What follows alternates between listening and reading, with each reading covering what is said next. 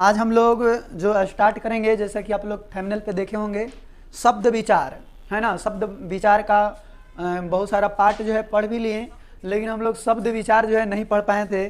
तो आज जो है हम लोग शब्द विचार यहाँ से शुरू करेंगे और इसके जितने भी टाइप्स होते हैं, जितने भी प्रकार होते हैं, उन सभी टाइप को प्रकार को आज हम बहुत बढ़िया तरह से समझेंगे और लास्ट में जो है कुछ वास्तुनिष्ठ क्वेश्चन का प्रैक्टिस भी करेंगे, है ना, कि किस टाइप से क्वेश्चन आपका एग्जाम में आएगा, उससे संबंधित जो है हम कुछ क्वेश्चन को भी डिस्कस करेंगे।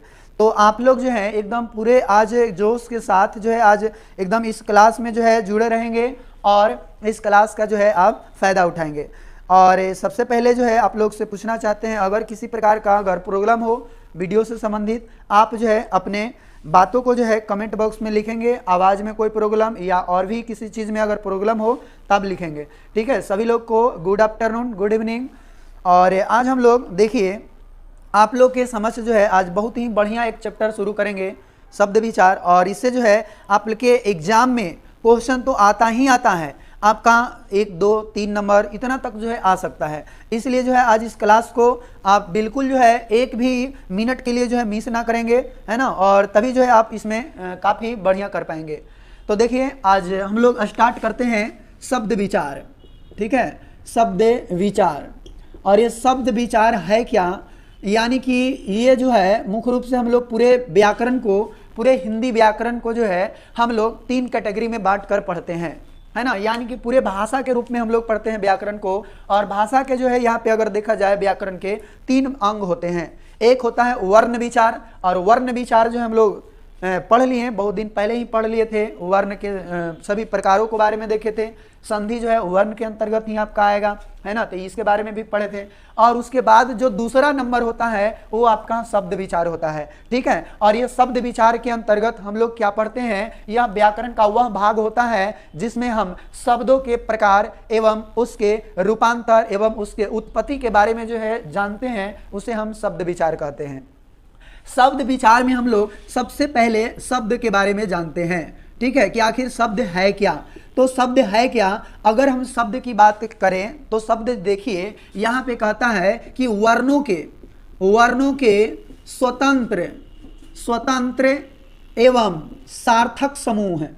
स्वतंत्र एवं सार्थक समूह जो होता है, सार्थक समूह, उसी को हम लोग क्या बोलते हैं, उसको हम लोग शब्द कहते हैं, ठीक है। एक बार फिर से जो है आप लोग गौर करेंगे कि शब्द क्या है, वर्णों के स्वतंत्र एवं सार्थक समूह ही वह शब्द कहलाता है। अधिकांश लोग जो है इनका परिभाषा सब लोग इस प्रकार से भी जानते हैं कि वर्णों के समूह को शब्द कहते हैं, लेकिन आपका बिल्कुल जो है ये जो है परिभाषा गलत होगा। एक भी जो इसमें सही होने की संभावना नहीं रहेगी, क्योंकि वर्णों के तो समूह होता है, लेकिन किस प्रकार के समूह रहता है, तो वह स्वतंत्र एवं सार्थक होना जरूरी है। स्वतंत्र एवं सार्थक होना जरूरी है, वही आपका शब्द कहलाएगा। जैसे देखो, अगर यहाँ पे अगर हम लिखते हैं क जोर ल जोर म, इस पूरे को हम जब मिलाएंगे तो क्या कहलाएगा, कलम, ठीक है। ये पूरे को मिलाएंगे तो क्या कहलाएगा, कलम आपका। तो ये जो है इसका कोई अर्थ निकल रहा है, ये आपका सार्थक है, स्वतंत्र है ना। कलम, तो कलम जो है यह किसी के बदले में नहीं आता है, यानी कि एकदम स्वतंत्र है। और ये कलम जो है एकदम सार्थक शब्द है। सार्थक शब्द का मतलब होता है जिसका कोई अर्थ हो। तो कलम का मतलब जो होता है, ये पेन होता है जो हम लोग कॉपी पे अपने नोटबुक पे जो है लिखते हैं, वो कलम कहलाता है, ये तो जानते हैं। लेकिन अगर यही अगर हम कहते हैं कि क ड अप, अगर इस प्रकार से जोड़ते हैं तो ये क्या बनता है, कडप। तो बताइए तो क्या कोई यहाँ पे स्वतंत्र शब्द एवं सार्थक शब्द नजर आ रहे हैं। कडप, कडप में मतलब क्या होता है, भाई कुछ नहीं होता है ना, वो तो समझते ही नहीं है। अगर आप लोग समझते होंगे कि कडप मतलब क्या होता है तो बताइए, नहीं समझते होंगे, है ना। तो ये आपका सार्थक शब्द नहीं बना, यानी कि ये जो है आपका ये सार्थक समूह नहीं हुआ, इसीलिए यह शब्द नहीं कहलाएगा। उसी प्रकार से एक और भी हम देख लेते हैं, अगर म जोर ह जोर ल, अगर यहाँ पे हम जोड़ेंगे तो क्या बन जाएगा, महल, है ना। तो ये तो महल का मतलब होता है कि महल मतलब घर, ठीक है, यानी कि पूरा जो है घर को बोलते हैं महल। तो ये तो आपका सार्थक समूह है, इसीलिए यह शब्द कहलाएगा, ये भी आपका शब्द कहलाएगा। लेकिन यही को अगर हम लिख दें इस तरह से ह मलह, ठीक है, चाहे तो इसको भी और एकदम गजब टाइप से कर दे रहे हैं। अगर ह ल म हलम, इसको जोड़ेंगे तो क्या बन जाएगा हलम। तो क्या हलम का मतलब क्या कुछ होता है? नहीं होता है, ये एक सार्थक समूह नहीं है, इसीलिए यह शब्द नहीं कहलाएगा। ठीक है, यानी कि शब्द जो है यहाँ पे वही कहला सकता है जिसमें वर्णों का समूह तो हो, लेकिन किस प्रकार के समूह होना चाहिए? स्वतंत्र एवं सार्थक होना चाहिए, तो उसको हम क्या कहेंगे भाई? शब्द कहेंगे। ठीक है, तो आप तो इतना दूर जो है समझ गए होंगे कि सार्थक शब्द जो है किसको कहेंगे, है ना। चलिए बहुत बढ़िया, जो सभी लोग जो है यहाँ पे समझ गए हैं। अब उसके बाद यदि हम देखें, ठीक है, शब्द के बाद शब्द का प्रकार, तो शब्द के अगर प्रकार की अगर बात करें तो देखिए इसकी परिभाषा से ही जो है हम बहुत सारे यहाँ पे इसके प्रकार को निकाल सकते हैं। पहला आपका जो प्रकार होगा, है ना, इसके अर्थ के आधार पे इसको बांटेंगे, है ना, कि किसका अर्थ होता है किसका अर्थ नहीं होता है, उसके आधार पे अगर बांटे तो उसको हम लोग कहते हैं अर्थ के आधार पे। अर्थ के आधार पर, अर्थ के आधार पर शब्द के प्रकार, ये पहला आपका होगा। दूसरा जो आपका होगा वह दूसरा उत्पत्ति के आधार पर, उत्पत्ति के आधार पर। ये सभी का जो है आपका पीडीएफ आपको क्लासरूम पर मिल जाएगा, तो आप घबराए नहीं, आप ध्यान से यहाँ पे इस क्लास को समझें, है ना। तो आज हम जो प्रेजेंटेशन पे इसको नहीं लाए हैं क्योंकि ये काफ़ी इंपॉर्टेंट है, इसलिए सोचे कि हम इसको बोर्ड पर ही आप लोगों को काफ़ी बेहतरीन से जो है इसको समझाने की कोशिश करें। ठीक है, तो दूसरा जो होता है उत्पत्ति के आधार पर कि शब्द जो है किस किस प्रकार का उत्पन्न हुआ है, उत्पत्ति हुआ है, इसीलिए उत्पत्ति के आधार पर भी देखते हैं। और तीसरा यदि हम देखें तो तीसरा जो आपका होता है वह क्या भाई? तो बनावट के आधार पे। ठीक है, क्या? बनावट, बनावट या इसको संरचना या रचना के आधार पर भी कहते हैं, रचना के आधार पर या रचना, बनावट या रचना के आधार पे। चौथा जो एक प्रकार होता है आपका, है ना, वो क्या होता है? तो आपका ये जो होता है रूपांतरण के आधार पर, रूपांतरण या इसको प्रयोग बोलते हैं। ठीक है, रूपांतरण या प्रयोग के आधार पर, ठीक है।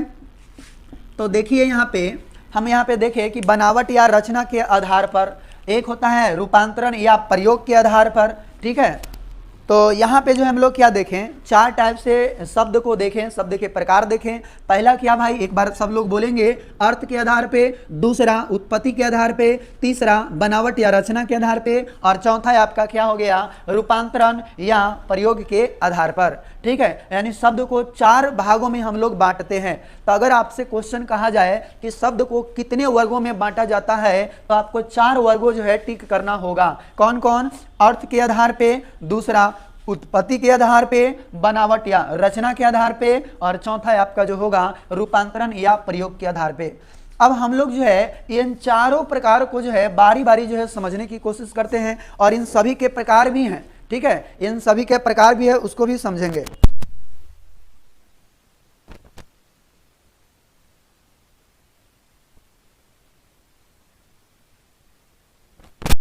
चलिए यहाँ पे देखिए अब, उसके बाद यदि हम देखेंगे कि अर्थ के आधार पे, ये तो हम देख लिए कि चार तरह से जो होता है वो शब्द के प्रकार। अब हम लोग चलिए समझते हैं सबसे पहले अर्थ के आधार पर। ठीक है, तो अर्थ के आधार पे अगर देखा जाए तो शब्द के दो प्रकार होता है। पहला जो आपका है सार्थक शब्द, सार्थक शब्द, और दूसरा जो आपका होता है निरर्थक शब्द, निरर्थक शब्द। ठीक है, तो देखिए ये सार्थक शब्द क्या होता है, निरर्थक शब्द क्या होता है, इसको समझते हैं, काफी आसान है ना। ये सार्थक शब्द का मतलब होता है, मतलब उसका कोई अर्थ हो, उसका कोई एक निश्चित अर्थ हो, है ना, स्वयं का कुछ अर्थ हो, उसको सार्थक शब्द कहते हैं। यानी कि इसको कह सकते हैं कि वैसा शब्द जिसका कोई निश्चित अर्थ हो, जिसका कोई निश्चित अर्थ हो, उसको हम क्या बोलेंगे? उसको हम सार्थक शब्द कहते हैं, है ना। वैसा शब्द जिसका कोई निश्चित अर्थ हो उसे हम सार्थक शब्द कहते हैं। जैसे अगर हम लिखेंगे कलम, ठीक है, पंकज, कमल, महल, गजल, ये सब जो हम लिख रहे हैं शब्द, ये सभी का जो है अपना अपना एक अर्थ होता है, जिसके कारण इन सभी शब्दों को हम क्या बोलते हैं? सार्थक शब्द कहते हैं। ठीक है, यहाँ तो समझ गए होंगे कि अब देखिए निरर्थक शब्द, ये कहता है कि वैसा शब्द जिसका कोई निश्चित अर्थ नहीं होता है, जिसका कोई निश्चित अर्थ नहीं होता है, निश्चित अर्थ नहीं होता है, उसे हम क्या कहते हैं? निरर्थक शब्द कहते हैं। मतलब उसका जो कोई अर्थ नहीं हो। जैसे कि अगर हम बात करें लपम, ये ऐसे लिख दिए, मतलब इसका कोई अर्थ नहीं है ना, एकदम गजब टाइप के जो है आपको शब्द ही नजर आएगा, तो इसको हम लोग शब्द नहीं बोलेंगे, ये निरर्थक शब्द कहलाएंगे। ठीक है, उसके बाद यदि हम देखें च ल म, चाहे ये तो बन गया च ल क, ये अगर ऐसे लिख दिए तो इसका भी कोई अर्थ नहीं हुआ, ये भी आपका क्या होगा? निरर्थक शब्द होगा। फिर न प क, तो ये भी जो है कोई शब्द नहीं हुआ। नपक, नपक क्या कोई शब्द है? नहीं है, वो आपको जो एकदम दूसर तरह से जो है आपको नजर ही आएगा, जिसका कोई अर्थ नहीं होगा। ये सब शब्दों का जो है कोई अर्थ नहीं होता है, जिसके कारण इसे निरर्थक शब्द कहा जाता है। तो ये अर्थ के आधार पे शब्दों का दो प्रकार होता है, और दोनों को हम लोग देख लिए, एक सार्थक और एक निरर्थक। ठीक है, एक बार फिर से रिवीजन करिए शुरू से। शब्द क्या है ना? तो शब्द बोलेंगे वर्णों के स्वतंत्र एवं सार्थक समूह क्या कहलाएगा? शब्द कहलाएगा। शब्द के कितने टाइप्स होते हैं, कितने वर्गों में बांटा गया है? 4 भागों में। का पहला अर्थ के आधार पे, दूसरा उत्पत्ति के आधार पे, तीसरा प्रयोग या यानी कि रचना के आधार पे या बनावट के आधार पे, और चौथा जो आपका है प्रयोग या उसको रूपांतरण के आधार पे कह सकते हैं। इतना देखें। अब देखिए, अब इसके बाद वाला जो आया है प्रकार, वो काफी इंपॉर्टेंट है, और वहां से ही जो है आपका क्वेश्चन एग्जाम में पूछा जाता है। ठीक है, तो उसको हम लोग देखते हैं। और दूसरा क्या है, आप लोग जो है जल्दी से लिखें, दूसरा प्रकार क्या है। ठीक है, किसके आधार पर हम देखने जा रहे हैं? यहाँ पे देखिए, दूसरा जो आपका प्रकार है क्या, तो कहता है दूसरा में उत्पत्ति, उत्पत्ति के आधार पर, उत्पत्ति के आधार पर। ठीक है, उत्पत्ति के आधार पर। तो देखिए, अगर देखा जाए तो उत्पत्ति के आधार पर जो है आप लोगों को मुख्य रूप से 4 ही प्रकार को जो है पढ़ना है ना। लेकिन जब आप आगे की क्लास में जाएंगे तो इसका जो प्रकार होगा आपको 5 गो मिलेंगे, है ना। तो आप लोग जो है जिसका जितना जो है स्टैंडर्ड है उसके अनुसार अगर देखा जाए तो कितने हैं? 4 हैं। जैसे कि अगर छोटा बच्चा को नर्सरी वाला का देखते हैं तो उसको सीधे सिखाया जाता है पृथ्वी गोल है ना, नरंगियों की तरह नहीं हो, सीधे गोल है। तो उसको जो है एकदम कहानी की तरह जो है रटा दिया जाता है ना, कि पैसा रोटी गोल, पापा के पैसा गोल, और सारी दुनिया गोल गोल। मतलब इस तरह से उसको जो है कहानी के माध्यम से रटा दिया जाता है कि दुनिया गोल है। क्या बताइए, पृथ्वी गोल है? नहीं, ये पृथ्वी जो है गोल नहीं है। हम लोग कब जानते हैं? ये आगे जब हम लोग पढ़ते हैं तब जानते हैं। ठीक है, कि वो जो है पृथ्वी गोल नहीं है, एक प्रकार के चिपटी है ना, उस प्रकार के होता है। तो इसीलिए जो है आपका जो ये लेवल है 6 क्लास 5 क्लास, तो उसके आधार पर अगर देखा जाए तो 4 ही होगा। कौन कौन 4 होगा? तो देखिए, तो पहला जो आपका होगा तत्सम, तत्सम। दूसरा जो होगा तद्भव, तद्भव। और तीसरा देशज, चौथा विदेशज, विदेशज। और इतना ही आपको प्रमुख रूप से पढ़ना है। संस्कृत के बाद जो है पाली भाषा आया। पाली भाषा ये बौद्ध धर्म के समय आया था। उसके बाद जो है प्राकृत भाषा आया, और प्राकृत भाषा काफ़ी जटिल था, है ना, यानी कि ये जैन धर्म के अंतर्गत ये उस समय आया था प्राकृत भाषा। उसके बाद जो है उसके बाद आया आपका अपभ्रंश भाषा। यही भाषा जो है जब टूट फूट गया तो उसको बोला जाता था अपभ्रंश, अपभ्रंश भाषा। अपभ्रंश भाषा को जो है कुछ क्षेत्रीय लोग जो है अलग अलग भाषा जो है वो दूसरी तरह से बोलते थे, जिसको सौर सैनिक भाषा बोला जाता था। सौर सैनिक भाषा बोला जाता था। और इस सौर सैनिक भाषा से फिर जो है हिंदी का उत्पत्ति हुआ। हिंदी जो है खुद में भी हिंदी नहीं है, ये हिंदी जो शब्द है ये खुद हिंदी नहीं है, फारसी भाषा हिंदी है। ठीक है, तो ये हिंदी शब्द जो है यही हिंदी भाषा फिर बन गया। जैसे कि हिंदी भाषा की उत्पत्ति आप लोगों को बताए थे किस प्रकार से जो है इसका नाम पड़ा। जैसे कि आप लोग जानते होंगे कि जो पाकिस्तान के उधर है उधर एक हिंदू कोश पर्वत है, ठीक है, और इधर में देखते हैं हिमालय पर्वत है। दोनों जहां पर ही मिलती है वहां पर सबसे दुनिया का सबसे ऊंचा एक पठार का निर्माण करती है, जिसका नाम है कोची पामीर का पठार, जिसको विश्व का छत कहते हैं। तो ये हिंदू कोश के इधर वाला जितना भी क्षेत्र आया, ठीक है, और ये हिमालय के इधर वाला, ये सभी क्षेत्र को जो है ये हिंदू कहा जाता था। क्या बोला जाता था? हिंदू।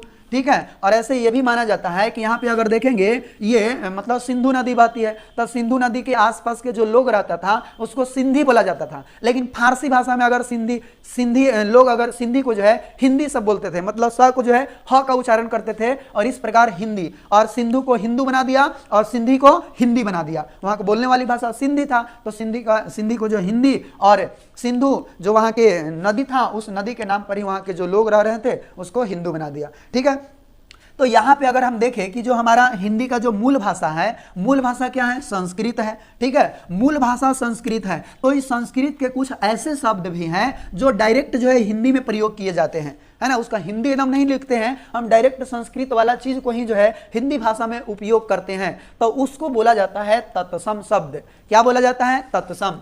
तत्सम शब्द के परिभाषा अगर आप देखेंगे तो कहेंगे कि हिंदी में आए हुए संस्कृत रूप को तत्सम कहते हैं। जैसे आप देखेंगे हिंदी के जब किताब आप पढ़ेंगे तो उसमें आग को जो है अग्नि भी लिखा जो है देखे होंगे। ठीक है, अग्नि। तो क्या अग्नि जो है क्या हिंदी शब्द है? नहीं, ये आपका संस्कृत शब्द है। और इस संस्कृत शब्द का प्रयोग कहाँ किया जा रहा है? हिंदी में किया जा रहा है, यानी हिंदी भाषा में किया जा रहा है। इसी कारण इस अग्नि को हम लोग क्या कहते हैं? तत्सम शब्द कहते हैं, है ना।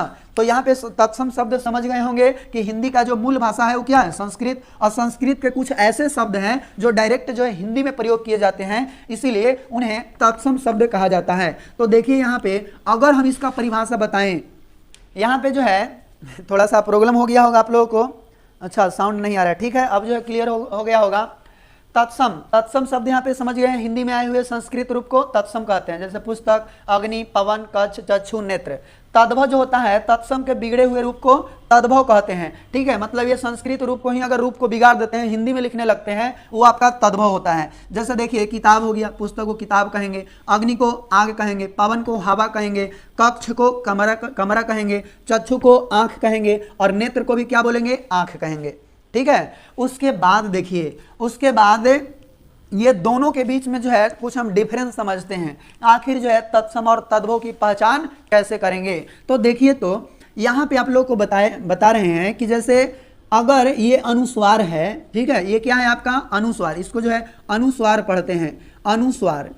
तो अनुस्वार का जो प्रयोग होता है हमेशा ये संस्कृत भाषा में ही होता है, यानी संस्कृत भाषा में आप अनुस्वार का प्रयोग देखेंगे। जैसे संसार, संगम, ऊपर को बिंदु लगा हुआ है, मतलब उसको अनुस्वार कहते हैं। लेकिन अनुस्वार के बदले में हिंदी में एक संकेत आया जिसका नाम जो है इस टाइप से पड़ा, चंद्र बिंदु। इसका नाम क्या है? चंद्र बिंदु। तो चंद्र बिंदु जो है, ये चंद्र बिंदु आपका हिंदी भाषा में प्रयोग किया जाता है। किसमें? हिंदी भाषा में प्रयोग किया जाता है। तो देखिए, जिस शब्द पे आप जो है अनुस्वार देख लें, उसको डायरेक्ट समझ जाएंगे कि यह संस्कृत शब्द है, और यह संस्कृत अगर है तो वह तत्सम होगा।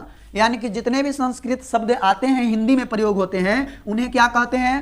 तत्सम कहते हैं। ठीक है, तो इसका मतलब अनुस्वार अगर कोई पे लगाया हुआ है, जैसे अगर हम दे दें संसार, संसार, पंकज, ठीक है, पंकज, इस सब में अनुस्वार लगाया हुआ है, ये कौन सा चीज का उदाहरण होगा? तत्सम की तद्भव। तो बोलेंगे यहाँ पे कि ये दोनों के दोनों जो होगा तत्सम होगा, क्योंकि यहाँ पे अनुस्वार लगाया हुआ है। लेकिन अगर कह दें आंख, तो आंख में देखिए तो यहाँ चंद्र बिंदु लगाया हुआ है, तो चंद्र बिंदु लगाया हुआ है तो यह तत्सम नहीं बल्कि तद्भव कहलाएगा, है ना। उसी प्रकार से हम अगर देखें और भी हम देख लेते हैं कुछ, चांद। तो चांद क्या होगा? तो चांद में देखिए तो यहाँ पे चंद्र बिंदु लगाया हुआ है, जिसके कारण यह तद्भव होगा। क्या होगा? तद्भव, क्योंकि चांद को संस्कृत में चंद्र कहते हैं, है ना, कि चंद्र। तो चंद्र से चांद बना है। उसी प्रकार कोई भी अगर चीज को आप देखेंगे, है ना, तो जहां पे अनुस्वार लगाया होगा उसको आप तत्सम टिक करेंगे, लेकिन अगर चंद्र बिंदु लगाया हुआ होगा तो उसको हम क्या करेंगे? तद्भव टिक करेंगे। लेकिन एक और बात यहाँ पे आती है, ये तो पहला तत्सम तद्भव पहचानने का तरीका सीख गए। बहुत मानी जो है सब लोग जो है इसको पहचानने में जो है काफी जो है रटते हैं, है ना, कि तत्सम ये वाला शब्द होगा, तद्भव ये होगा। बस 2 या 3-4 को जो है आप नियम याद रखिए, पूरा जो है तत्सम तद्भव आपका कंप्लीट हो जाएगा। ठीक है, उसमें जो है आप लोग को डराने की बात नहीं है कि आएगा तो हम उसको कैसे पहचानेंगे। ये तो पहला पहचान जो है आपने सीख लिया होगा कि तत्सम और तद्भव की पहचान, पहला नंबर पहचान क्या होगा। तो देखिए, तो पहला नंबर जो आपका पहचान हुआ क्या भाई? तो अगर अनुस्वार आएगा तो तत्सम, चंद्र बिंदु आएगा तो तद्भव कहेंगे। अब एक और जानिए, अगर संयुक्ताक्षर आ जाए, संयुक्ताक्षर का मतलब क्या होता है? संयुक्ताक्षर का मतलब होता है अक्ष, त्र, ज्ञ, स्र। अगर ये चारों में से अगर कोई भी शब्द, कोई भी वर्ण जो है किसी शब्द में आ जाए तो उसको हमेशा जो है तत्सम शब्द कहेंगे। क्या कहेंगे? तत्सम। जैसे कि आप देख रहे होंगे नेत्र, नेत्र में देख रहे हैं तरह है तो ये वाला है, अच्छा चलो तो तत्सम हो गया। आओ देखो कक्ष, तो कच्छ देख रहे हैं, तो इसमें देखिए तो अक्ष है, ओ अक्षत, ये आ गया, मतलब ये भी क्या होगा आपका तत्सम होगा, है ना। फिर देखते हैं क्षत्रिय, तो क्षत्रिय बताइए, अक्षय आ गया तो कहते हैं चलो वो तत्सम शब्द है ना। इसी प्रकार से अगर कोई भी शब्द अगर आए, अगर कहीं पे लिखा हुआ है श्रीमान, ठीक है, श्रीमान अगर लिखा हुआ है तो देखिए तो श्र आ गया, तो श्र आ गया तो इसको भी हम क्या कहेंगे, तत्सम कहेंगे, है ना। यानी तत्सम पहचानने का दूसरा तरीका क्या है कि अगर किसी शब्द में संयुक्ताक्षर वर्ण आ जाए तो उसे हम क्या कहते हैं भाई, उसे हम तत्सम कहते हैं। एक और जो है वो लास्ट आपको तरीका बता रहे हैं, और वो तरीका से जो है आप बिल्कुल जो है आसानी से समझ पाएंगे। जैसा देखिए एक ही बात जो है आप लोग को बताएंगे, अगर जो लिखने में थोड़ा सा हमको लग रहा है कि ये भारी है लिखने में, है ना, वो तत्सम, तुरंत जो लिखा जाए, तुरंत बोला जाए, वो तद्भव। यानी बोलने और लिखने के आधार पर इसको हम पहचान सकते हैं। बोल के देखेंगे, जो सरलता से बोला जा रहा है उसको हम तद्भव कहते हैं, जो थोड़ा सा लग रहा है कि ये बोलने में थोड़ा कठिनाई हो रहा है तो उसको तत्सम कहते हैं। लिख के फिर देखेंगे, अगर वो जल्दी से लिखा जाए तो उसको तद्भव, और जल्दी से ना लिखा है थोड़ा सा गड़बड़ा जाता है अधिकांश लोग, वैसे शब्द जो होगा तत्सम होगा। जैसे अगर हम बोलेंगे मयूर, मयूर अगर लिखे लगे कहेंगे तो आप कहेंगे मयूर लिखे में तो नहीं भार है, इसको हम कह सकते हैं मोर तुरंत। तो मोर और मयूर, तो दोनों को बोलने और लिखने में बताइए तो कौन ज्यादा भारी लग रहा है, तो ये मयूर जो है ज्यादा भारी लग रहा है लिखने में भी बोलने में भी, कि मयूर, डायरेक्ट हम उसको मोर नहीं कहेंगे, ऐसा है ना। तो ये आपका क्या हो जाएगा, मयूर वो जो है तत्सम शब्द होगा, लेकिन मोर क्या होगा, ये आपका तद्भव होगा, ठीक है। तो ये इस प्रकार से भी आप पहचान सकते हैं। और भी हम एग्जाम्पल आप लोग को बताते हैं, जैसे वृक्ष, वृक्ष एगो कहते हैं, एगो पेड़, तो बताइए तो किसको बोलने में थोड़ा कठिनाई हो रहा है, तब वृक्ष बोलने में या लिखने में ज्यादा कठिनाई हो रहा है, लेकिन इसको पेड़ जो है तुरंत कह देना है पेड़, ठीक है। चाहे ऐसे भी इसको पहचान सकते हैं, छ आ रहा है तो अब छ आ रहा है, इसका मतलब तत्सम होगा, पेड़ तो ये वाला क्या होगा, तद्भव होगा, ठीक है। तो इस तरीका से भी आप पहचान सकते हैं तत्सम और तद्भव क्या होता है से, ठीक है। लास्ट में हम क्वेश्चन जब करवाएंगे ऑब्जेक्टिव क्वेश्चन, तो उसमें आप देख पाएंगे कि किस प्रकार से जो है क्वेश्चन को हम आसानी से जो है बता सकते हैं कि कौन तद्भव है कौन तत्सम है। यहां तक तो समझ गए होंगे सभी लोग, तो एक बार जो है यस लिख देंगे सभी लोग जो भी समझे होंगे वो। सर वीडियो साफ नहीं आ रहा है, अपना क्वालिटी बढ़ा लें, साफ हो जाएगा।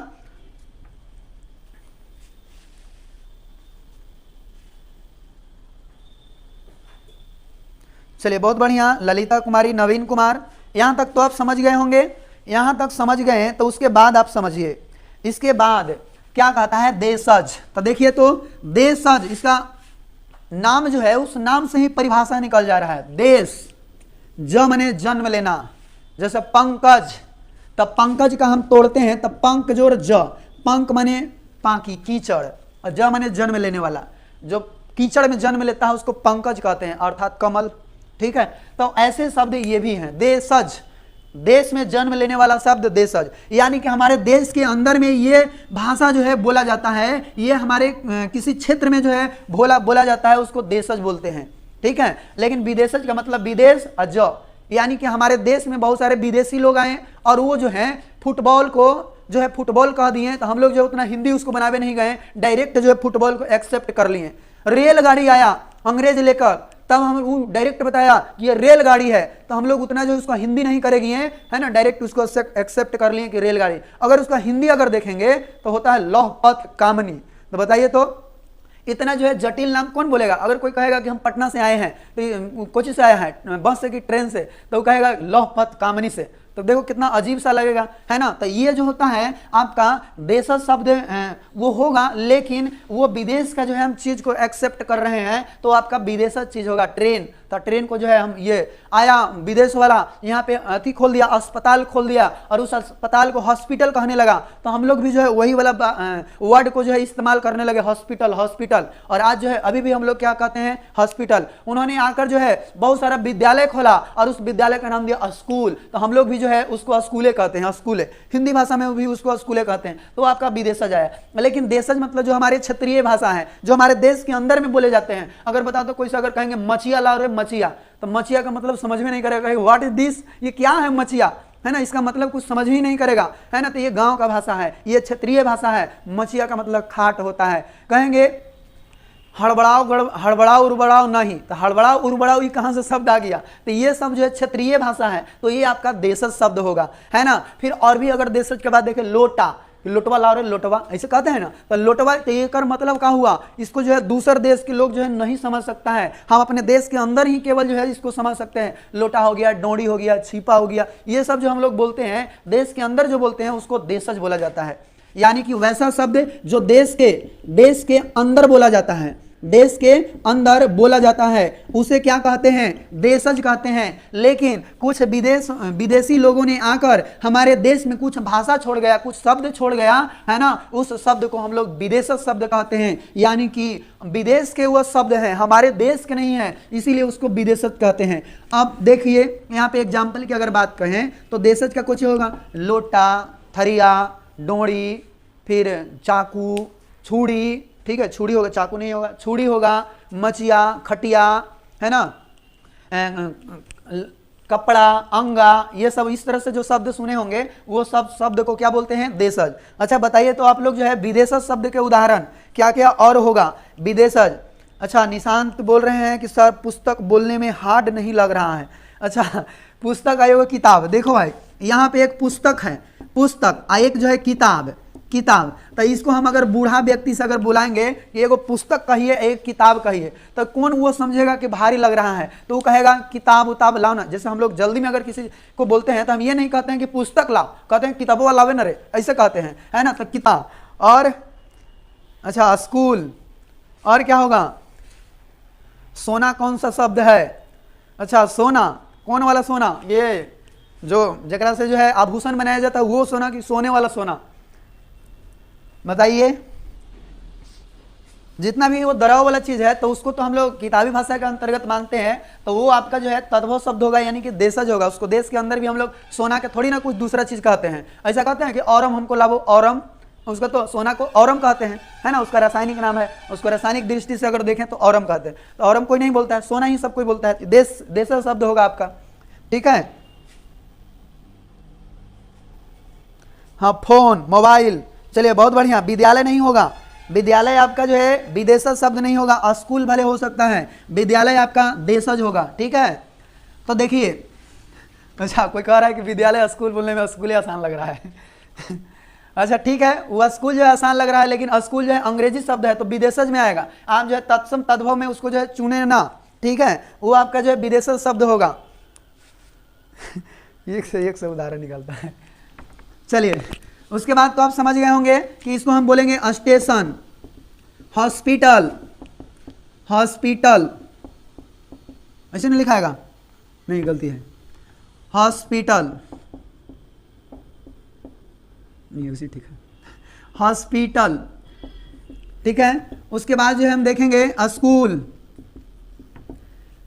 फिर और क्या देखेंगे, ट्रेन, रेल, टिकट, ये सब जो हम लोग शब्द सुनते हैं वो सब क्या है, विदेशज। क्रिकेट, फुटबॉल शब्द सुनते हैं, सबके शब्द आपका विदेशज शब्द है, ठीक है। तो ये 4 जो आपका कंप्लीट हो गया। अभी शंकर देखिए, शंकर जो है 5वां शब्द क्या आया है, ठीक है। ये जो है आप ऊपर के क्लास में जाएंगे तब आपको जो है ये मिलेगा, ऐसा जो आपको कभी एग्जाम में नहीं आएगा कि बताओ कौन जो है शंकर शब्द के उदाहरण है, ऐसा आपको कभी भी नहीं आएगा, ठीक है। तो आप इसको ज्यादा जो है उतना सोचे नहीं कि शंकर शब्द भी जो है होगा, आपके स्टैंडर्ड के अनुसार जो है ये शब्द नहीं पढ़ना है, लेकिन फिर भी जो है इसको जान लें।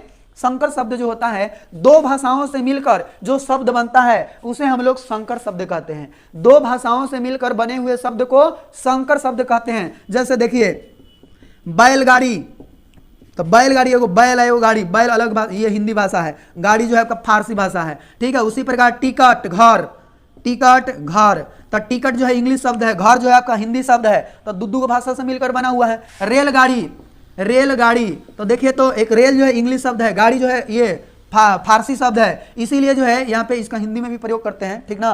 तो इसीलिए जो है यहाँ पे ये सब जो शब्द देख रहे हैं आपका संकर कहलाएगा। संकर कौन कौन होगा, बैलगाड़ी, टिकट घर, रेलगाड़ी, फिर डाक घर, ये सब जो हम लोग देखते हैं, है ना, वो सब के सब क्या कहलाएगा, आपका संकर शब्द कहलाएगा, ठीक है। तो यहां तक तो समझ गए होंगे आप। इस प्रकार से उत्पत्ति के आधार पे जो 5 प्रकार देखें, तत्सम, तद्भव, देशज, विदेशज, संकर, एकदम जो है एक सांस में बोलेंगे सब लोग, तत्सम तद्भव देशज विदेशज शंकर। तो अभी जितना भी बताएं उसको फिर से जो है 1 मिनट में रिवीजन कर ले रहे हैं, ठीक है। देखिए सबसे पहले बताएं वर्णों के सार्थक एवं स्वतंत्र समूह को क्या बोलते हैं, शब्द कहते हैं। शब्द को जो है 4 वर्गों में बांटा गया है। पहला अर्थ के आधार पे, दूसरा उत्पत्ति के आधार पे, तीसरा प्रयोग के आधार पे या रूपांतरण के आधार पे, और जो चौथा जो है आपका क्या, रचना के आधार पे, बनावट के आधार पे। ये पूरा देख लिए। उसके बाद अर्थ के आधार पे 2 प्रकार देखें, सार्थक और निरर्थक। सार्थक माने जो अपन अर्थ हो, निरर्थक मतलब जिसका कोई अर्थ नहीं हो, है ना, उसको निरर्थक। उत्पत्ति के आधार पे तत्सम तद्भव देशज विदेशज। तत्सम संस्कृत थी, हिंदी में आए हुए संस्कृत रूप को तत्सम कहते हैं। तद्भव तत्सम के बिगड़े हुए रूप को तद्भव कहते हैं। देशज जिस शब्द का बोलचाल जो है हम अपने देश के अंदर में करते हैं उसे देशज। अब विदेशज जिस शब्द का बोलचाल जो है अपने देश के बाहर लोगों से सीख कर हम अपने देश में करते हैं उसे विदेशज। ऐसा नहीं कहेंगे कि देश के इसको अंदर बोलेंगे, विदेश को जो है विदेशज शब्द जो होगा उसको देश के बाहर ही बोलेंगे, ऐसा नहीं। विदेशी लोगों से सीखे हुए जो भाषा है उसको हम अपने देश के अंदर में उसको बोलते हैं, वैसे शब्द को विदेशज कहेंगे। और संकर 2 भाषाओं से मिलकर बने हुए शब्द को संकर शब्द कहते हैं। कोई दिक्कत यहां तक तो कोई किसी प्रकार का दिक्कत नहीं हुआ होगा। अब देखते हैं आगे, अब देखते हैं रचना के आधार पे, ठीक है। रचना के आधार पर इसका तत्सम तद्भव के पहचान समझ गए। अनुस्वार रहेगा तो अनुस्वार कोई में लगा रहता है उसको क्या बोलेंगे, तत्सम। फिर संयुक्त अक्षर रहेगा तो तत्सम। अगर उसको बोलने में लिखने में अगर हमें हार्ड लगे तो उसे क्या बोलेंगे, मतलब तत्सम बोलेंगे, ठीक है। अगर आसान लगे तद्भव। ओके चलिए अब उसके बाद जो है आगे संस्कार शब्द का परिभाषा, संकर शब्द का परिभाषा। संकर शब्द का परिभाषा होगा सूर्यांशु गिरी अभी अभी बताएं कि 2 शब्दों से मिलकर बने हुए, सॉरी 2 शब्दों से मिलकर नहीं, 2 भाषाओं से, 2 अलग अलग भाषाओं से मिलकर बने हुए शब्द को संकर शब्द कहते हैं, ठीक है। अच्छा फिर नेटवर्क प्रॉब्लम होने लगा। पेट्रोल सर विदेशज है, हाँ बिल्कुल, पेट्रोल जो है ये अंग्रेजी शब्द है इसीलिए जो है ये विदेशज शब्द होगा। फिर से वीडियो ठीक से नहीं चल रहा है।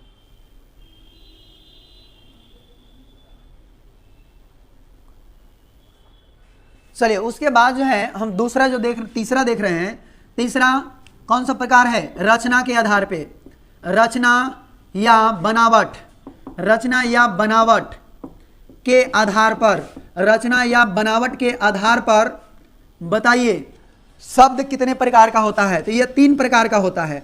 3 प्रकार का कौन कौन, रूढ़ है, रूढ़ है, यौगिक, यौगिक, फिर योग रूढ़ है, योग रूढ़ है, ठीक है। अब समझिए रूढ़ मतलब वैसा शब्द जिसको तोड़ने पर जो है कोई अर्थ नहीं निकलता हो। जैसे देखिए तक कलम, तक कलम इसका तो अर्थ है लेकिन इसको तोड़ देंगे का जोर, चाहे कहीं से अगर तोड़ देंगे का जोर लम, तो इसका कोई अर्थ नहीं होगा, इसीलिए आपका रूढ़ कहलाएगा। यानी कि जब उसको तोड़ेंगे एक बारी तो उसका कोई अर्थ नहीं निकलेगा, उसको बोलते हैं रूढ़ शब्द, ठीक है। रूढ़ का मतलब होता है अभाज्य, यानी कि वो उसका कोई नियम नहीं काम करेगा, ठीक है। जैसे कि कलम हो गया, फिर पुस्तक हो गया, पुस्तक, पुस्तक भी आपका क्या होगा, रूढ़ होगा, क्योंकि इसको तोड़ेंगे तो बताइए तो क्या करेंगे, पुष जोड़ तक नहीं, ये जो है कोई अर्थ इसका नहीं होगा। फिर जो है उसी तरह से महल, महल, फिर जो है और भी इसी तरह से अगर तोड़ेंगे कोई भी शब्द अगर लेंगे तो उसका कोई अर्थ नहीं निकलेगा, उसको रूढ़ कहते हैं। लेकिन यौगिक, यौगिक जिस शब्द को तोड़ने पर, जिस शब्द को तोड़ने पर जो है, तोड़ने पर अर्थ निकलता हो, जिस शब्द को तोड़ने पर अर्थ निकलता हो उसे यौगिक कहते हैं। मतलब 2 शब्दों से मिलकर यह बना होगा उसे यौगिक कहते हैं। जैसे बात किया जाए विद्यालय, विद्यालय तो इसको तोड़ सकते हैं विद्या जोड़ आलय, फिर जो है पुस्तकालय, पुस्तक जोड़ आलय, पुस्तक जोड़ आलय, ऐसा कह सकते हैं, है ना। यानी ये सभी के सभी जो होगा यह यौगिक शब्द होगा, जिसको हम तोड़ेंगे उसका अर्थ निकलेगा। देखिए आप जो एकदम हमेशा के लिए फिक्स कर लीजिए, जिसमें कोई उपसर्ग लगा हो, जिसमें कोई उपसर्ग लगा हो, जिसमें प्रत्यय हो, जो समास का कोई शब्द हो, जो संधि का शब्द हो, ये सभी के सभी शब्द जो है यौगिक शब्द कहलाते हैं। केवल समास में बहुव्रीहि समास को छोड़कर, बहुव्रीहि समास को छोड़कर आपके जितने भी समास होते हैं, जितने भी संधि के उदाहरण है, जितने भी प्रत्यय हैं, जितने भी उपसर्ग हैं, सबके सब यौगिक। बताइए संसार, संसार जो है यौगिक होगा कि नहीं, तो आप कहेंगे बिल्कुल होगा, क्योंकि इसको संधि में आप पढ़े होंगे, सम जोड़ समजोर सार, ऐसा पढ़े होंगे, है ना। तो ये भी क्या होगा आपका यौगिक होगा। फिर संगम, फिर पढ़े होंगे आप जो है पंकज, यानी कि जितना भी जो है आप समास में या संधि में जो भी शब्द का यूज करते हैं सबका सब यौगिक होगा। बताइए दूध वाला, तो में वाला प्रत्यय लगा हुआ है तो दूध वाला भी आपका यौगिक शब्द होगा, है ना। अगर आजन्म कहें, आजन्म तो आ उपसर्ग लगा हुआ है, अजन्म तो आ प्लस जन्म के रूप में तोड़ सकते हैं, यौगिक कहलाएगा। यानी जितना भी उपसर्ग के एग्जाम्पल, प्रत्यय के एग्जाम्पल, समास के एग्जाम्पल, बहुव्रीहि के छोड़ के संधि के एग्जाम्पल, सबके सब क्या कहेंगे यौगिक, सबके सब शब्द को यौगिक शब्द कहते हैं। लेकिन योग रूढ़, तो योग रूढ़ कहता है यौगिक प्लस रूढ़, यौगिक प्लस रूढ़ मतलब यौगिक और रूढ़ से मिलकर बनेगा और यह जो है एक अलग अर्थ प्रदान करेगा, यानी कि यह एक प्रकार का विशेष अर्थ प्रदान करता है, उसे हम योग रूढ़ कहते हैं। जैसे हम अगर कहें दशानन, अगर हम बात करते हैं दशानन तो हम बोल रहे हैं दशानन, लेकिन आप मने मने समझ रहे होंगे रावण, है ना। तो ये आपका क्या है योग रूढ़ है। दशानन का मतलब होता है, इसका अर्थ होता है, इसका खुद का जो अर्थ होता है जिसका 10 गो आनन हो, आनन मने सिर, जेकर 10 गो मुड़ी है वो दशानन कहा जाता है। लेकिन आप मने मने क्या सोच रहे हैं कि 10 गो मुड़ी तो रावण के था, आप रावण सोच रहे हैं, यानी कि रावण आपका एक विशेष अर्थ दे रहा है, ठीक है। तो उस वैसे शब्द को योग रूढ़ कहेंगे। और जितना भी बहुव्रीहि समास होता है सबके सब योग रूढ़ होता है, ठीक है। आप ऐसे याद कर लें, जितना भी समास तो पढ़े हैं, है ना, तो जितना भी बहुव्रीहि समास होगा सबके सब योग रूढ़ होगा, ठीक है। तो यहां तक तो समझ गए होंगे योग रूढ़ क्या होगा।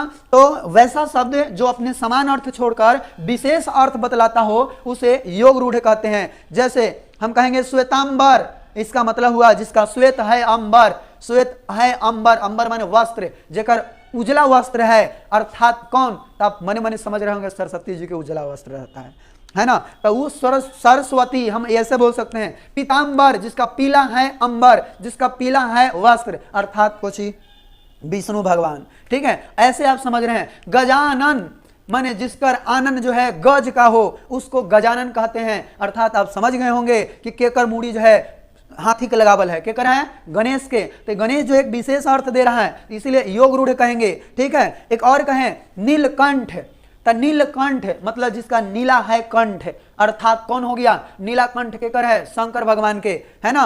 देखे होंगे आपको समास में बताया गया होगा इस प्रकार से। नील गाय, तो नील क्या है, नील, नीला जो है, नीला एक प्रकार के अवयव शब्द है, नीला क्या है अवयव, है ना। तो अवयव शब्द भी अगर लगा रहे, और गाय क्या है, ये तो आपका गाय है, ठीक है। तो अवयव भी अगर आगे अगर लगा रहे उपसर्ग के रूप में तो आपका यौगिक होगा, ठीक है। तो चलो एक जो है जल्दी से आप लोग बताइएगा, एक क्वेश्चन पूछ रहे हैं सब लोग, बोल रहे नेटवर्क प्रॉब्लम नहीं है। चलिए अगर हम कहें एक क्वेश्चन, खग, खग जो है ये तीनों में से बताना है कौन शब्द का उदाहरण है, खग, ठीक है। खग को बताना है, खग आपका कौन सा शब्द होगा, रूढ़, यौगिक, योग रूढ़। आपके सामने जो है यहाँ पे 3 गो ऑप्शन दिया हुआ है और तीनों में से बताना है कि खग जो होगा कौन सा शब्द होगा, रूढ़, यौगिक, योग रूढ़।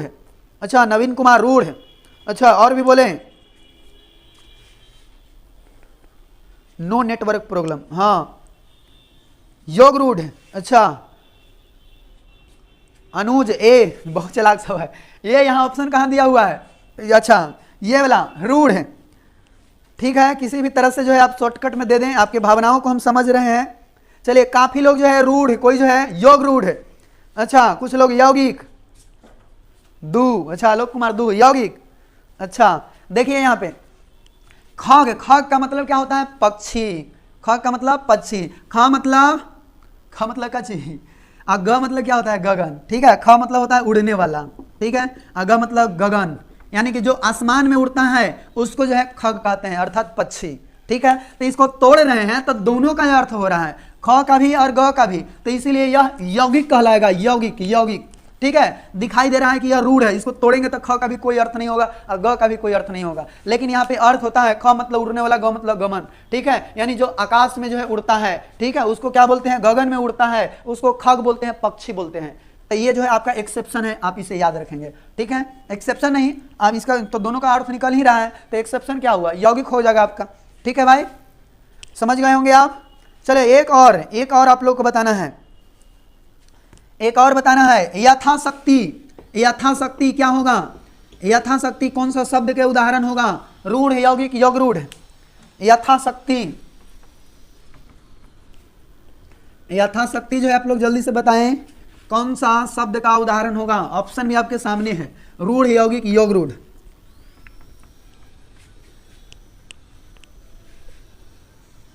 अच्छा देख लेते हैं एक बार। यौगिक, अच्छा चलिए बहुत बढ़िया, सभी लोग का जो एकदम सही है, यथाशक्ति आपका यौगिक होगा। चलो समझ गए। सी सी सी सी कौन बोल रहा है जी? सी नहीं, यौगिक होगा, दू दू। हाँ चलिए बहुत बढ़िया, काफी जो है तेजी से सभी लोग आंसर दिए हैं। चलिए बहुत बढ़िया। अब हम लोग लास्ट देखते हैं, एक और बचा हुआ है चौथा, उसके बाद ऑब्जेक्टिव क्वेश्चन करेंगे। ठीक है, बहुत मजा देगा ऑब्जेक्टिव क्वेश्चन करने में। चौथा जो है क्या? रूपांतरण के आधार पर या प्रयोग, इसको बोलते हैं प्रयोग के आधार पर, के आधार पर, रूपांतरण या प्रयोग के आधार पर। तो रूपांतरण या प्रयोग के आधार पर देखें तो पहला है आपका विकारी शब्द, क्या होगा? विकारी। और दूसरा जो है अविकारी, अविकारी शब्द। तो बताइए, विकारी शब्द और एक है अविकारी शब्द। विकारी शब्द कहता है कि वैसा शब्द जो लिंग, लिंग, वचन, काल, कारक के अनुसार इसमें कोई, इसमें जो है सबका रूप बदल जाए। यानी वैसा शब्द जो लिंग, वचन, काल, कारक के अनुसार जो है वो बदल जाता है, उसे विकारी शब्द कहते हैं, है ना। और जो नहीं बदलता है, कुछ करो वो जो है नहीं बदलेगा, नहीं बदलता है, उसको हम क्या कहेंगे? अविकारी शब्द। जैसे कहेंगे लड़का खाता है, लड़के खाते हैं, लड़की खाती है, ऐसे बोल रहे हैं। मतलब लड़का का जो है, हम अगर पूछें कि बताओ लड़का का लिंग क्या है, तो कहेंगे पुल्लिंग। उसका स्त्रीलिंग बनाओ तो बन जा रहा है लड़की। वचन, लड़का कौन वचन है? एक वचन। बहुवचन बनाओ, बन जा रहा है लड़के, बहुवचन। कहेंगे काल, लड़का खाता है, वर्तमान काल, लड़के खाता था, ये जो है आपका भूतकाल, लड़का खाता होगा यानी कि भविष्य काल। इस तरह से काल भी इसका चेंज हो जा रहा है। ठीक है, यानी कि काल और लिंग, वचन सब बदल जा रहा है, उसको क्या बोलेंगे? विकारी शब्द। जैसे अगर हम बोलेंगे बच्चा, बच्चे का रूप बदल के कहीं कहीं देखेंगे आप बच्चे, इसी को जो है रूप आप बदलेंगे तो लिखेंगे बच्चों, इसी का रूप आप बदलेंगे तो आपको पता चलेगा क्या? बच्ची। तो ये सब क्या होता है? बार बार बदलित रहेगा, उसको हम क्या कहेंगे? विकारी शब्द। बताइए लड़का, फिर लड़के, फिर इसका लिंग बदल देंगे तो लड़की, लड़कों, ऐसा बदल सकते हैं। तो ये बार बार लड़का शब्द बदल रहा है, मतलब कौन शब्द कहलाएगा? विकारी शब्द कहलाएगा। ठीक है, एक और बताइए आप लोग। अगर हम कहेंगे, कहां पे लिखें? यहां पे लिखते हैं बूढ़ा, तो कहेंगे ठीक है बूढ़ा, वचन बदलो, ठीक है बहुवचन बना दे रहे हैं, बुढ़े, तो ये आपका हो जाएगा। अच्छा बताओ काल में, काल में किस प्रकार चेंजिंग होगा? कहेंगे बूढ़ा कमजोर था भूतकाल में, बूढ़ा कमजोर होगा भविष्य काल में, बूढ़ा कमजोर कमजोर है ये वर्तमान काल में। यानी काल ये सब बदल रहे हैं, तो ये भी जो है आपस में एक दूसरे से बदल रहा है, चेंज हो रहा है, विकारी शब्द होगा। अच्छा बताओ तो अगर हम कहेंगे, जैसे अगर कहेंगे तुम यहां आओ, तुम वहां जाओ, मैं क्या करूं, ये जो हम सेंटेंस बोले इसमें यहां वहां आ रहा है। ठीक है, तो यहां पे जो है कोई चेंजिंग नहीं हो रहा है। यहां वहां में कोई भी चीज में अगर हम देखेंगे किसी भी सेंटेंस में यहां का यूज होगा तो यहां का बहुवचन नहीं बनेगा, यहां का जो है बहुवचन नहीं बनेगा। ये समय मतलब कि जिसका वचन लिंग नहीं बदल सकता है, वचन नहीं बदल सकता है, काल नहीं बदल सकता है ना, उसको विकारी शब्द कहते हैं, सॉरी उसको अविकारी शब्द कहते हैं। जैसे अगर हम कहेंगे घोड़ा तेज दौड़ता है, घोड़ी तेज दौड़ते हैं, घोड़े तेज दौड़ते हैं, तो घोड़ा घोड़ी में परिवर्तन हुआ, लेकिन तेज में क्या कभी परिवर्तन आया? नहीं। तो तेज आपका क्या होगा? अविकारी शब्द। और अविकारी शब्द को ही अवयव शब्द कहते हैं। आप लोग को पढ़ाए हुए हैं अव्यय शब्द। ठीक है, अव्यय शब्द, अवयव शब्द मतलब अविकारी शब्द। ठीक है, अविकारी शब्द जो है आपको कुछ दिन पहले ही जो है पढ़ा दिया गया है। और ये भी जो है आपका लिंग पुरुष वचन के अनुसार जो है इसमें कोई भी किसी भी प्रकार का परिवर्तन ना होता हो, उसे अविकारी शब्द कहते हैं। अब बताओ तो कहेंगे मैं प्रतिदिन पढ़ाता हूं, आप प्रतिदिन पढ़ते हैं, हम जो है प्रतिदिन पढ़ते हैं, अगर ऐसा ऐसा हम बोल रहे हैं सेंटेंस, तो क्या प्रतिदिन में कोई चेंजिंग आ रहा है? नहीं आ रहा है। तो प्रतिदिन आपका क्या होगा? अविकारी शब्द। ठीक है, कहेंगे नील गाय, नील गाय, तो नीला आपका क्या है? नीला, कहेंगे नीला गाय। फिर जो है नीला भैंस, नीला कुत्ता, नीला बकरी, कुछ भी ऐसे बोलते रहेंगे। ठीक है, तो क्या नीला में कोई परिवर्तन आ रहा है? नहीं आ रहा है, तो नीला भी आपका क्या होगा? अविकारी शब्द होगा।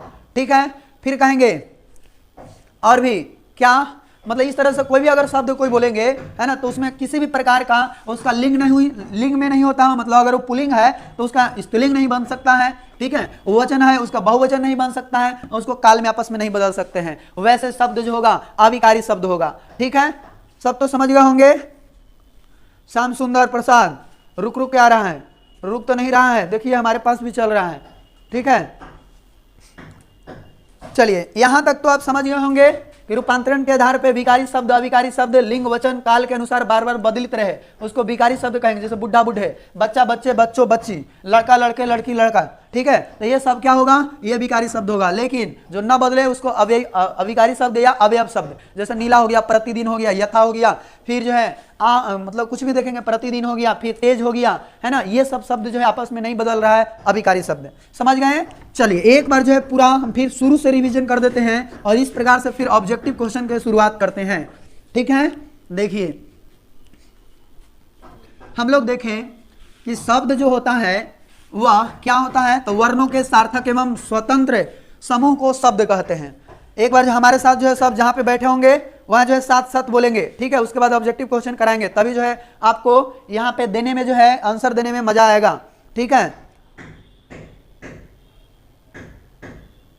हाँ हाँ, देखिए सूर्यांशु गिरी कह रहे हैं सर प्रतिदिन 3 बजे पढ़ाते हैं, हम लोग प्रतिदिन 3 बजे पढ़ते हैं। बिल्कुल, इसमें जो प्रतिदिन आ रहा है वो आपका अविकारी शब्द होगा।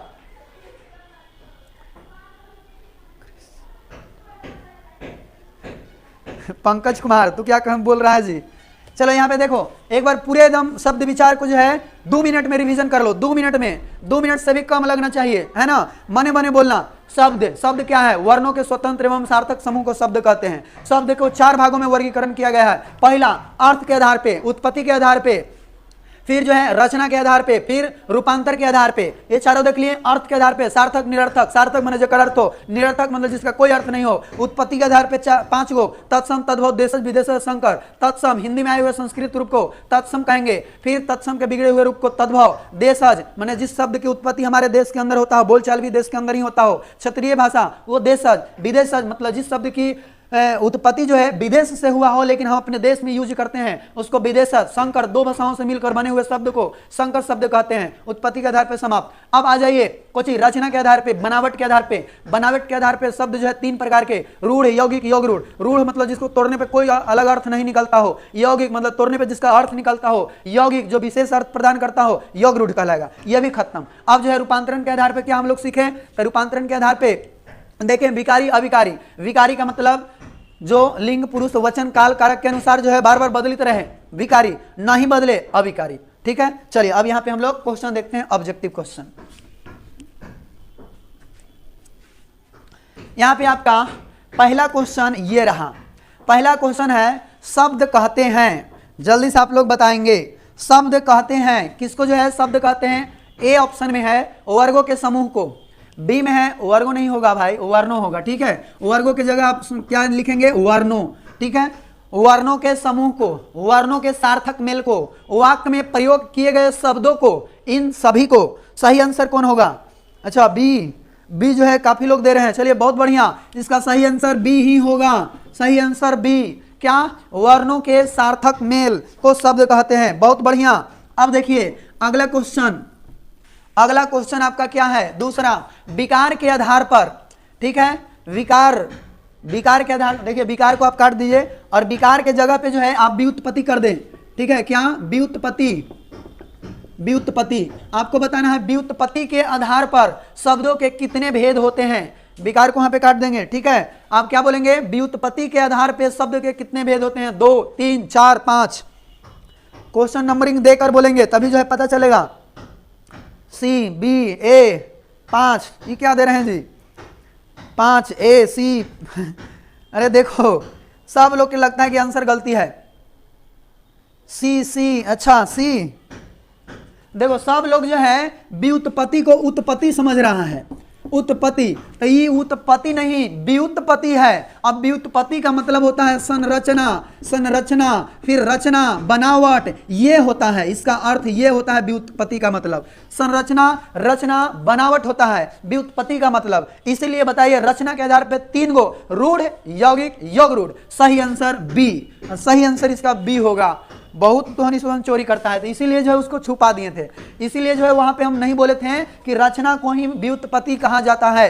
तो यहाँ पे जो है आप लोग याद रखेंगे व्युत्पत्ति के आधार पे शब्द जो है, यानी व्युत्पत्ति को संरचना, रचना, बनावट ये सब कहते हैं, और उसके आधार पे 3 गो होता है, जो कि ऑप्शन नंबर बी है।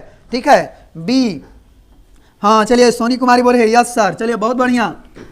उसके बाद जो है अगला क्वेश्चन, ये तो आप समझ गए होंगे व्युत्पत्ति को संरचना, रचना बोला जाता है। अब तीसरा क्वेश्चन, अरे 2 बढ़ गया। तीसरा क्वेश्चन कहता है कौन सा शब्द तद्भव नहीं है, कौन सा शब्द तद्भव नहीं है, आपको बताना है। कुम्हार, पिंजरा, हाथी, मयूर, बताओ। तद्भव ना है मतलब तत्सम होना चाहिए। तो मयूर जो है बताए थे, मयूर, कि मयूर को जो है बोलने में थोड़ा सा कठिनाई होता है, मोर को तुरंत बोल देते हैं, है ना। तो मयूर आपका क्या हो जाएगा, सही आंसर ऑप्शन नंबर डी। चलिए बहुत बढ़िया, सबका जो है सही आंसर डी। उसके बाद जो है नेक्स्ट क्वेश्चन, चौथा नंबर आपका क्वेश्चन ये है, प्रयोग के आधार पर शब्द होते हैं। प्रयोग के आधार पर कै गो होगा, 5 गो, 2 गो, 3 गो, 4 गो। प्रयोग के आधार पे चौथा का आंसर धर्मेंद्र राजा, विष्णु कुमार, अंकित, चलो डी बोल रहा है सब। अरे प्रयोग का मतलब कुछ ही, रूपांतरण, प्रयोग मतलब रूपांतरण के आधार पे बताए थे, रूपांतरण या प्रयोग के आधार पे कै गो, तो 2 गो होता है, विकारी, अविकारी, विकारी और अविकारी 2 गो होता है। और 2 गो ऑप्शन कौन है, तो देखिए तो option number 2 B, option number B इसका सही होगा। देखो काफी लोग जो है इसका डी दिया है, और अब जो है इसका आंसर बी आने लगा है, 4 के बी। चलिए बहुत बढ़िया। नेक्स्ट क्वेश्चन, अगला क्वेश्चन यदि देखें तो आपका 5वां नंबर क्वेश्चन पढ़िए और इसका सही आंसर दें। कहता है तद्भव शब्द कहते हैं, तद्भव शब्द किसको कहते हैं, जो संस्कृत से कुछ बदलकर हिंदी में आते हैं, जो हिंदी से कुछ बदलकर संस्कृत में आते हैं, जो विदेशी भाषाओं के लिए आते हैं, जो 2 भाषाओं से मिलकर बनते हैं। बताइए जल्दी से। अच्छा बी अदिति रंजन, बी अंकित कुमार, ब्रिजनंदन, अमृतेश सिंह, विष्णु, सब लोग का आंसर भी, कोई के सी आ रहा है। अरे सी नहीं, यहाँ पे जो है देखो तद्भव किसको बोलते हैं, यानी तत्सम के बिगड़े हुए रूप को तद्भव कहते हैं, माने संस्कृत से कुछ में आ जाता है, हिंदी में आ जाता है। तो देखिए तो लिखा हुआ है संस्कृत से कुछ बदल कर हिंदी में आते हैं, यानी option number A, option number A जो है आपका सही आंसर होगा। चलिए बहुत बढ़िया। पल्लव किसलय, सूर्यांशु गिरी, सभी लोग का आंसर ए है, बहुत बढ़िया। 5वां का ए। अगला देखिए आपका 6ठा क्वेश्चन कहता है मनुष्य शब्द की उत्पत्ति के आधार पर किस तरह का शब्द है। मनुष्य जो है उत्पत्ति के आधार पर किस प्रकार का शब्द है। तत्सम, तद्भव, देशज, विदेशज। तत्सम, देशज, तद्भव, आगत। आगत स्वर होता है, ऐसे वो शब्द नहीं है। अच्छा ए, हाँ मनुष्य को जो है हम लोग संस्कृत में देखते हैं, ये संस्कृत भाषा है, इसीलिए आपका ऑप्शन नंबर ए सही होगा। तत्सम शब्द, तत्सम शब्द जो है एकदम करेक्ट आंसर। ठीक है, नेक्स्ट देखिए अगला क्वेश्चन 7वां। इनमें से कौन सा शब्द रूढ़ शब्द है, रूढ़ बताइए जी, रूढ़ कौन होगा। 7वां का आंसर। चलिए 6 अब खत्म हो गया, 7 नंबर क्वेश्चन का आंसर दीजिए। कहता है इनमें से कौन सा शब्द रूढ़ है। पाठशाला, पंकज, पुस्तक, पुस्तकालय। क्वेश्चन नंबर लिख कर ही बोलेंगे। अच्छा ए 7 के सी, अच्छा बहुत बढ़िया। ए कुछ बोल रहे हैं, कोई सी, कोई बी, इतना अलग अलग आंसर।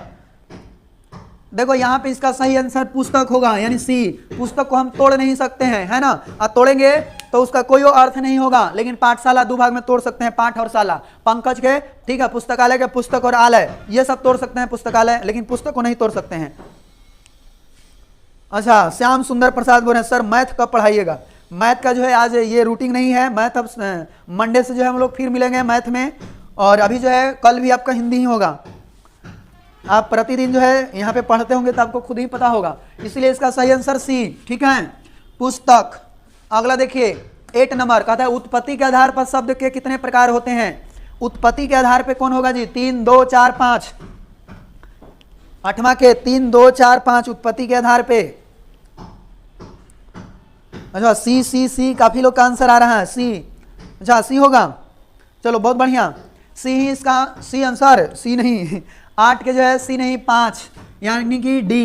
ठीक है, ऑप्शन में डी। अब जो है आप डी टिक करेंगे, है ना, क्योंकि आपके बुक में भी दिया रहता है कौन कौन, तत्सम तद्भव देशज विदेशज संकर, तत्सम तद्भव देशज विदेशज संकर, यानी कि 5 गो। ठीक है, 5 गो है, मारेंगे टिक। ओके, तो यहाँ तक तो समझ गए होंगे। अब नेक्स्ट देखिए आपका 9वां नंबर क्वेश्चन कहता है यौगिक शब्दों की विशेषता है। यौगिक शब्द की क्या विशेषता है बताइए, यौगिक शब्द की क्या विशेषता है। चलिए डी हो गया, 9 का डी। अच्छा खाली 9 ही लिख दे रहा है कोई कोई, देखो इसका जो है क्या विशेषता होगा, दो शब्द एक दूसरे पर निर्भर होते हैं कि यौगिक और रूढ़ दोनों होते हैं, विरोध होते हैं कि दो या दो से अधिक शब्दों के योग से बनते हैं। बिल्कुल करेक्ट आंसर आपका डी, ए नहीं 9 के डी आंसर होगा, 9 के डी सही आंसर डी होगा। ठीक है, दो या दो से अधिक शब्दों के योग से बनते हैं, उसको यौगिक कहते हैं।